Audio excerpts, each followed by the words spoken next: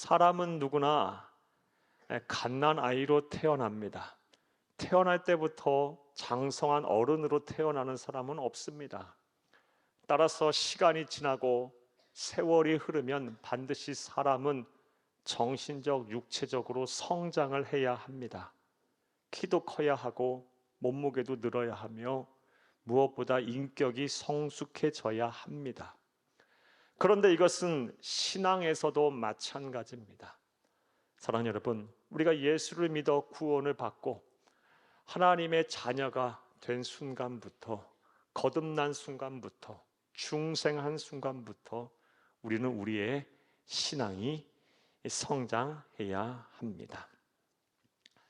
자, 그렇다면 왜 우리의 신앙이 갓난아이의 신앙에서 그리스도의 장성한 신앙의 분량까지 자라야 할까요? 먼저 그것이 우리 하나님 아버지의 큰 뜻이자 기쁨이기 때문입니다. 사랑하는 여러분, 부모에게 있어 자녀의 성장을 바라보는 것은 매우 기쁜 일입니다. 여러분 한번 생각을 해보시기 바랍니다.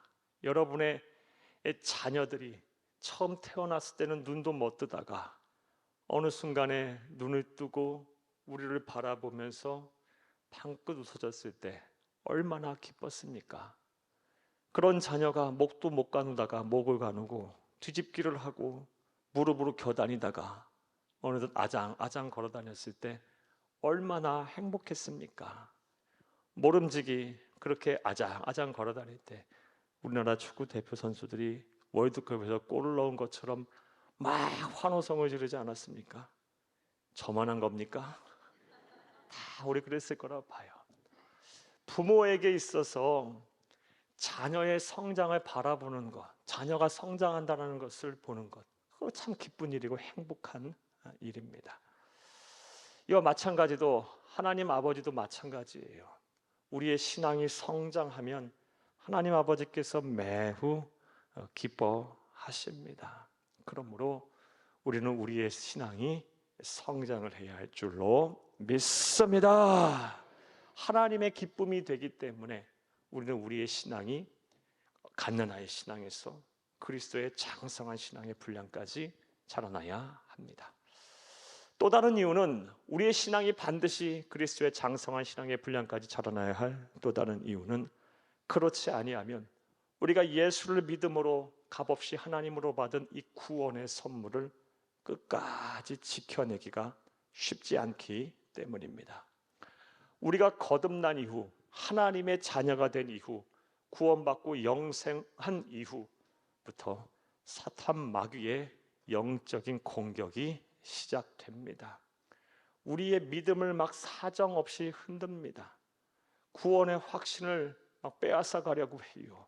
값없이 받은 이 구원의 선물을 도둑질하려고, 강탈하려고 얼마나 노력하는지 몰라요.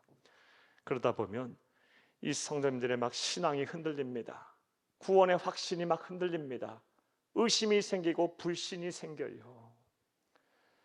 신앙이 성장하지 아니하면, 갓난아이의 신앙의 상태로 있다면 반드시 이 구원에 받은 이 구원의 선물을 빼앗길 수가 있어요. 그러하기에 우리의 신앙은 반드시 성장을 해야 하는 것입니다. 본문을 보면 이것을 사도 베드로는 다음과 같이 표현을 합니다. 오늘 본문 2절을 함께 보겠습니다. 갓난아기들 같이 순전하고 신령한 젖을 사모하라. 이는 그로 말미암아 너희로 구원에 이르도록 자라게 하려 함이라. 아멘. 너희로 구원에 이르도록 자라라. 예수를 그리스도 믿어 구원을 받은 순간부터 우리가 하나님의 나라 가는 그날까지 우리가 받은 이 구원이라는 선물을 끝까지 지켜내야 한다는 것입니다. 그렇지 않으면 우리의 믿음이 성장해서 이 구원의 선물을 지켜내지 아니하면 우리의 구원이 상실될 수도 있다라는 것입니다. 이것을 사도 바울은 또 다음과 같이 표현합니다. 빌립보서 2장 12절을 함께 보겠습니다. 그러므로 나의 사랑하는 자들아, 너희가 나 있을 때뿐 아니라 더욱 지금 나 없을 때에도 항상 복종하여 두렵고 떨림으로 너희 구원을 이루라. 아멘. 두렵고 떨림으로 너희 구원을 이루라. 한번 구원의 확신이 들었다고 해서 우리의 구원이 계속되는 것이 아니에요. 하나님의 나라 가는 그날까지 이 구원이라는 선물을 잘 지켜내야 합니다. 사탄 마귀로부터 이 구원의 값없이 믿음으로 받은 이 구원의 선물을 빼앗겨서는 안 돼요. 두렵고 떨림으로 우리의 구원을 이루어 가야 합니다. 그러기 위해서는 반드시 우리의 믿음이 가나안의 신앙에서 그리스도의 장성한 신앙의 분량까지 자라야 하는 것입니다. 이것을 온전히 믿고 실천하는 여러분 되기를 간절히 주의 이름으로 축복합니다. 사랑하는 여러분, 저는 지금까지 왜 우리의 믿음이 갓난아기 신앙에서 그리스도의 장성한 신앙의 분량까지 자라나야 하는지에 대한 말씀을 드렸습니다. 먼저는 그것이 하나님 아버지를 기쁘시게 하는 일이기에, 하나님의 기쁨의 자녀가 되는 것이기에 반드시 우리 그리해야 하고, 나아가서 우리가 예수를 믿음으로 하나님의 은혜로 값없이 받은 이 구원이라는 선물을 지켜내기 위해서 그리해야 하는 것입니다. 자, 그렇다면 이를 바탕으로 좀 더 구체적으로 생각해 보겠습니다. 그렇다면 우리가 어떻게 하면 우리의 신앙이 갓난아기 신앙에서 그리스도의 장성한 신앙으로 자라날 수가 있을까요? 자, 이제부터 따라하시겠습니다. 첫째로, 신앙 성장에 방해가 되는 것을 단호하게 버려야 합니다. 우리의 신앙이 갓난아기 신앙에서 그리스도의 장성한 분량으로 자라나려면 내 신앙 성장에 방해가 되는 것은 단호하게 버려야 합니다. 버릴 때 성장하는 겁니다. 오늘 보면 1절을 함께 읽겠습니다.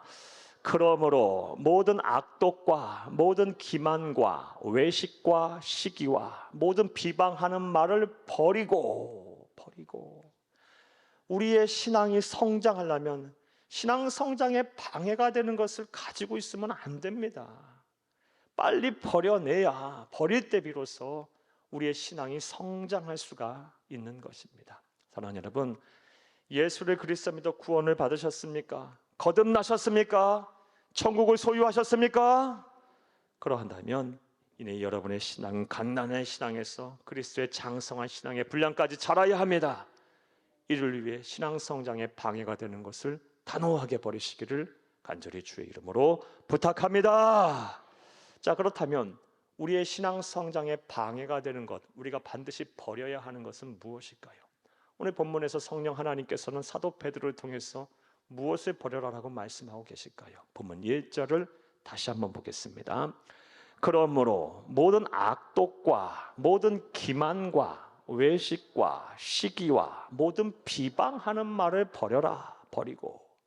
사랑하는 여러분, 먼저 모든 악독을 버리랍니다. 여기서 모든 악독은 무엇이냐? 남을 해치고자 하는 악한 생각과 행동을 말합니다. 또 모든 기만도 버리랍니다.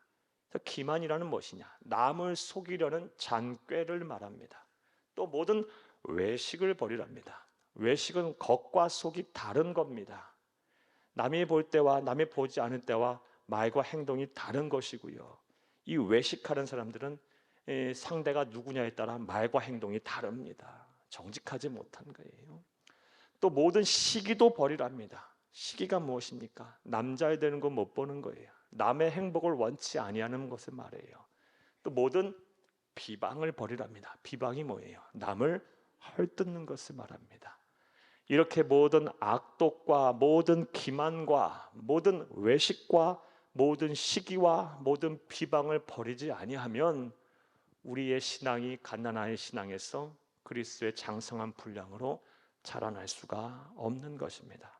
오늘 우리에게 주시는 이 말씀 잘 마음에 새기고 여러분의 하나님의 나라가 가는 그날까지, 우리의 구원이 온전히 이루어지는 그날까지 내 신앙의 성장에 방해되는 이 모든 것들을 잘 비워내시기를, 버리시기를 간절히 주의 이름으로 축복합니다. 그런데 오늘 본문 말씀에서 성령 하나님께서 사도 베드로를 통해서 버리라고 권면한 것들을 자세히 검토해 보면 이 모든 것들에는 공통점이 있음을 알 수가 있습니다. 모든 악독, 모든 기만, 모든 시기, 모든 외식, 모든 비방, 공통점이 무엇일까요? 사랑하는 여러분, 공통점이란 바로 나의 유익을 위한 이기심에서 비롯된 것임을 알 수가 있어요.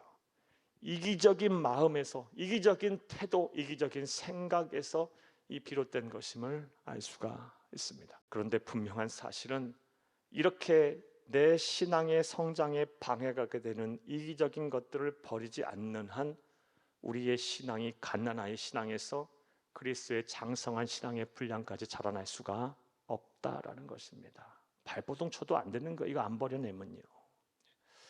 사랑하는 여러분, 마태복음 20장 28절 말씀을 보게 되면 예수님께서는 이 세상에 오신 목적을 분명히 말씀하셨어요. 인자는 섬김을 받으려 함이 아니라 섬기려 하고 도리어 자기 목숨을 많은 사람들에게 대속물로 주려 하기 위해서 이 세상에 오셨다고 말씀하셨어요. 이 말씀 보겠어요. 마태복음 20장 28절 함께 읽겠습니다. 인자가 온 것은 섬김을 받으려 함이 아니라 도리어 섬기려 하고 자기 목숨을 많은 사람의 대속물로 주려 함이니라. 아멘. 따라서 우리는 우리 주 예수 그리스도를 본받아 이기적인 태도, 우리의 신앙에 방해가 되는 요소들인 이 이기적인 태도들을 버려야 할 것입니다. 그리고 예수님을 본받아 더욱 낮은 자리에서 하나님을 섬기고 이웃을 잘 섬겨야 할 줄로 믿습니다.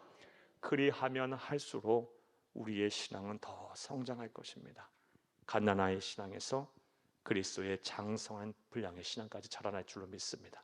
이런 은혜와 실천이 저와 여러분 가운데 충만하기를 간절히 주의 이름으로 축복합니다. 첫 번째로 우리의 신앙이 갓난아이 신앙에서 그리스도의 장성한 분량까지 자라나려면 내 신앙에 방해가 되는 것들을 버려야 합니다. 특별히 이기적인 태도에서 비롯되는 모든 악독과 모든 기만과 모든 외식과 모든 시기와 모든 비방을 버려야 합니다. 또 두 번째로 우리의 신앙이 갓난아이 신앙에서 그리스도의 장성한 분량까지 자라나려면 우리가 어떻게 해야 할까요? 성령 하나님께서는 사도 베드로를 통해서 우리에게 어떠한 권면을 하고 있을까요? 따라하시겠습니다. 둘째로 순전하고 신령한 젖을 사모해야 합니다. 오늘 보면 2절을 함께 보겠습니다. 갓난아기들 같이 순전하고 신령한 젖을 사모하라. 이는 그로 말미암아 너희로 구원에 이르도록 자라게 하려 함이라. 아멘. 구원에 이르도록 너희의 믿음이 자라려면, 너희의 믿음이 갓난아이 신앙에서 그리스도의 장성한 분량까지 자라나서 너희가 예수를 그리스도 믿음으로 하나님의 은혜로 값없이 받은 구원이라는 선물을 끝까지 지켜내려면, 천국문에 이르러 우리 주님과 더불어서 영생복락을 누리려면 믿음이 자라나야 하는데 어떻게? 순전하고 신령한 젖을 사모하라라는 것입니다.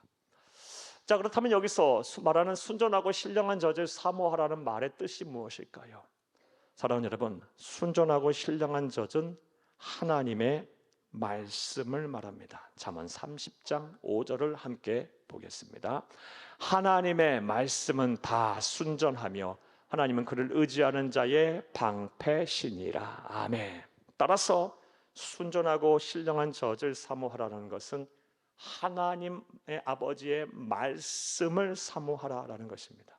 더 정확하게 말하면 하나님 아버지의 말씀을 통해서 내게 주실 은혜를 사모하라라는 것입니다. 사랑하는 여러분, 그러하기에 저와 여러분은 하나님 아버지의 말씀을 통해서 주시는 이 은혜를 사모해야 할 줄로 믿습니다. 그래야 우리 신앙이 성장하는 거예요.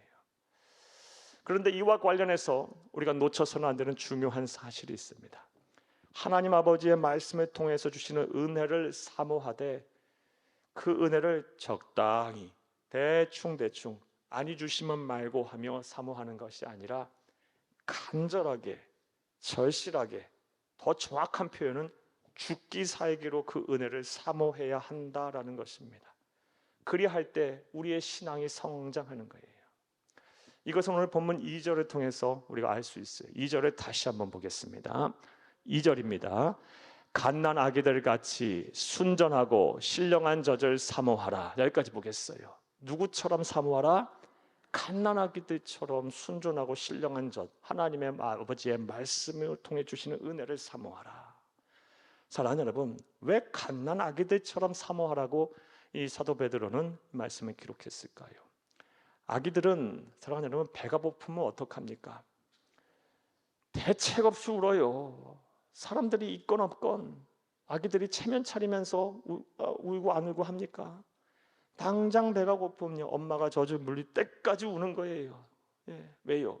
그렇지 않으면 살 수가 없으니까요. 죽기 살기로 엄마 젖을 사모하는 거예요. 사랑하는 여러분, 이처럼 하나님은 우리에게 하나님의 말씀에 통해 주시는 은혜를 사모하라고 우리에게 명령을 하고 계세요. 적당히, 아니면 말고, 대충대충이 아니라 나는 하나님 아버지의 말씀을 통해 주실 은혜가 없으면 단 하루도 살 수가 없어요. 내가 어디서 내 마음의 평안을 얻고, 어디서 내 마음의 위로를 얻고, 내 마음에 내가 이 세상에 사는 동안 받은 상처를 치료하겠나이까? 내가 어디서부터 지혜를 얻고 어디서부터 구원을 얻겠나이까? 하나님 아버지의 말씀을 통해 주시는 위로가 없다면, 그 은혜가 없다면 나는 살 수가 없어요. 라는 갈급하고 절실한 마음으로 은혜를 사모할 때 비로소 우리의 신앙이 갓난아기 신앙에서 그리스도의 장성한 분량까지 자랄 수가 있다라는 것입니다. 또 세 번째로, 우리가 어떻게 하면 우리의 신앙이 갓난아기 신앙에서 그리스도의 장성한 분량까지 자랄 수가 있을까요? 성령 하나님께서는 사도 베드로에게 어떤 말씀을 우리에게 말씀하고 계실까요? 따라하시겠습니다. 셋째로, 주의 인자하심을 맛보아야 합니다. 오늘 보면 3절을 함께 보겠습니다. 너희가 주의 인자하심을 맛보았으면 그리하라. 아멘. 주의 인자하심을 맛보았으면 그리하라. 주의 인자하심을 맛볼 때 비로소 우리의 신앙이 성장하여 구원에 이를 수가 있는 것입니다. 사랑하는 여러분, 그렇다면 주의 인자하심을 맛보라는 말의 의미는 무엇일까요? 주의 인자하심을 맛보라는 것은요, 하나님의 사랑, 하나님의 영광, 하나님의 살아계심을 맛보아라, 체험하라라는 것입니다. 즉, 신앙의 체험이 있어야 우리의 신앙이 성장한다라는 것입니다. 기독교 신앙이 다른 여타 종교의 신앙과 다른 것은 가장 특징 중에 하나가, 우리 기독교 신앙은 단순히 사변적이고 관념적이지 않다라는 것입니다. 우리 기독교 신앙의 가장 큰 힘은요, 체험에서 비롯돼요. 왜요? 하나님이 살아계신 분이시니까요. 유일하신 전지전능하신 신이시니까요. 예, 우리의 신앙의 대상이 되시는 분이에요. 그러하기에 이 신앙의 체험이 없다면, 주의 인자하심을 맛보지 못했다면요, 그리고 단순히 우리 신앙을 머리로만 듣고 보고 우리가 공부하고 알고 있다면요, 우리의 신앙이 성장할 수가 없어요. 진정한 신앙이라고 볼 수가 없습니다. 그렇다면 우리가 어떻게 하면 이런 하나님의 자비하심, 하나님의 사랑을 맛볼 수가 있을까요? 체험할 수가 있을까요? 이제선 성경을 통해 참 많은 말씀을 드릴 수 있겠지만 간단하게 몇 가지만 말씀드릴게요. 먼저, 우리의 마음이 청결해야 합니다. 마태복음 5장 8절을 함께 읽겠습니다. 마음이 청결한 자는 복이 있나니 그들이 하나님을 볼 것이며. 우리 주 예수님께서 산상수훈을 하신 팔복의 말씀 가운데 하나예요. 마음이 청결해야 하나님을 본다. 하나님의 자비하심, 살아계심, 영광을 보고 싶으냐? 마음이 청결해져라. 청결해져라. 왜냐하면 하나님이 거룩하신 분이기 때문에 그래요. 하나님은요, 거룩하게 살려고 하는 자, 마음이 청결해지려고 노력하는 자, 또 그런 삶을 살려고 발버둥 치는 자에게 기적을 보여주시고 그의 모습을 나타내 보이시며 그의 자비하심, 사랑하심을 알게 하셔요. 사랑하는 여러분, 저와 여러분이 세상을 살다 보면요, 세상의 때가 많이 묻어요.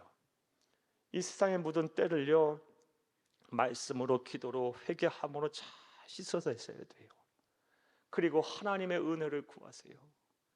하나님이여, 내가 더 거룩하게 살고 더 성결하게 살고 더 예수님 닮게 애쓰고 노력하고 살았어야 되는데 그렇게 살지 못했어요. 하지만 하나님이여, 하나님이여, 이 모습 이대로 하나님 앞에 드리오니 예수 그리스도의 보혈의 피로 내 몸과 마음을 정결케 하시고 내 삶 속에 하나님의 영광과 하나님의 살아계심을 나타내 보이시옵소서. 내 삶을 통해서 하나님을 증거케 하시옵소서. 하나님의 살아계심을 증거케 하시옵소서. 하나님의 영광을 나타내 보이시옵소서라고 기도하면 만나주시고 보여주시고 여러분의 삶을 통해서 하나님의 살아계심을 증거케 하실 거예요. 야, 저 사람을 보니 정말 하나님은 살아계신 것 같아. 저 사람을 보니, 저 사람의 가정을 보니, 저 사람이 경영하는 사업체를 보니 예수를 믿어야 할 것 같아. 부모, 형제, 이웃, 친척, 친구 모든 여러분과 함께하는 사람들이 여러분 까닭에 하나님을 알고 하나님의 사랑을 알기를 간절히 주의 이름으로 축복합니다. 먼저는 마음이 청결해야 돼요. 또 우리가 하나님의 살아계심, 하나님의 영광, 하나님의 자비하심을 맛보려면 어떻게 하면 될까요? 신앙의 체험은 어떻게 하면 가능할까요? 사랑하는 여러분, 우리가 온 마음과 정성을 다하여 예배할 때 우리는 신앙적 체험을 할 수 있어요. 요한복음 4장 23절을 함께 읽겠습니다. 아버지께 참되게 예배하는 자들은 영과 진리로 예배할 때가 오나니 곧 이때라. 아버지께서는 자기에게 이렇게 예배하는 자들을 찾으시느니라. 아멘. 예수님이 하신 말씀이에요. 예배하는 자에게 나는 찾겠다. 예배하는 자를 하나님 아버지는 찾으신다. 어떻게 예배하는 자? 영과 진리로, 성령과 또 진리신 예수님만을 바라보면서 온 마음과 정성을 다하여 하나님께 예배하면 하나님은 그런 예배하는 자를 찾으시고 만나주시며 체험을 주신다는 거예요. 여러분, 그렇다면 우리의 예배가 어떻게 돼야 되겠습니까? 형식적인 예배, 맨날 드려도 하나님 그 예배 안 받으신다, 난 너의 예배를 받아본 적이 없다 하시면 어쩌시렵니까? 나는 예배를 통하여 너를 만나본 적이 없다 하시면 어떻게 하시겠습니까? 마음과 정성을 다해서 예배해 보세요. 예수 그리스도에게 집중해 보세요. 지금 이 시간에도 그래 하셔야 돼요. 성령 하나님께 집중하세요. 마음을 다하여 하나님 나 간절히 만나기 원해요. 말씀을 통해서 하나님의 음성 듣기 바라고요. 찬송을 통하여 그 흐르는 선율과 가사 속에서 하나님의 자비와 사랑을 체험키를 원하며 내가 기도할 때 하나님의 문이 열리고 하나님의 보좌가 움직이기를 바라요. 내가 드리는 예물 수억만금을 드리지 못해도 내 정성을 다하여 드리니 내 생명을 드리니 하나님이여, 하나님 예물 받으시고 하나님 나에게 흡족한 은혜를 소낙비처럼 내려주세요. 이런 마음과 정성을 가지고 예배 드려보세요. 하나님은 약속하신 것, 말씀하신 것 반드시 지키시는 분이십니다. 예배하는 자, 신령과 진정으로 예배하는 자를 나는 찾겠다고 말씀하세요. 성도는 예배를 통해 하나님을 만나고 하나님을 체험하는 겁니다. 앞으로도 지난 2000년 기독교 역사를 통해서도 그랬고 지금도 그러고 앞으로도 그럴 거예요. 예수 다시 오실 때까지 예배를 통하여 하나님을 만나는 겁니다. 이런 은혜와 실천 저와 여러분들 가득하기를 간절히 주의 이름으로 축복합니다. 나아가 우리가 신앙적 체험을 하려면 어떻게 하면 될까요? 특별히 환난 중에 있다면 부르짖어 기도하면 됩니다. 시편 50편 15절을 함께 읽겠습니다. 환난 날에 나를 부르라. 내가 너를 건지리니 네가 나를 영화롭게 하리로다. 아멘. 환난 날에 나를 부르라. 여기서 부르라란 말은 단순히 연락해라, 알게 하라 이런 말씀이 아니에요. 생사를 걸고 간절하게 소리쳐라, 탄식해라 이런 말씀이에요. 간절하게 소리치며 탄식해라, 울부짖으라 이런 말씀이에요. 그럼 어떻게 하겠다? 내가 너를 건지겠고 네가 나를 영화롭게 하리로다. 구원을 경험케 하시고 구원을 체험케 하셔서 그것이 단순히 나만이 알고 있게 하는 경험과 체험이 아니라 다른 사람을 통해서도 알게 하셔서 나의 이런 모든 환난 속에서 건짐을 받은 구원을 보면서 하나님이 영화롭게 하겠다고 하신 말씀이에요. 사랑하는 여러분 지금 환난 중에 계십니까? 그렇다면 부르짖어 기도하세요. 뭐가 걱정이에요? 하나님을 만날 기회인데요. 신앙적 체험을 할 기회인데요. 내 신앙이 갓난아기 신앙에서 그리스도의 장성한 분량까지 자라날 절호의 찬스예요. 환난 날에 부르짖어 기도하세요. 여러분이 흐리는 눈물의 양만큼 하나님의 자비와 하나님의 사랑이 여러분의 삶 가운데 충만해질 거예요. 이런 은혜와 이런 복이 여러분 가운데 함께하기를 간절히 주의 이름으로 축복합니다.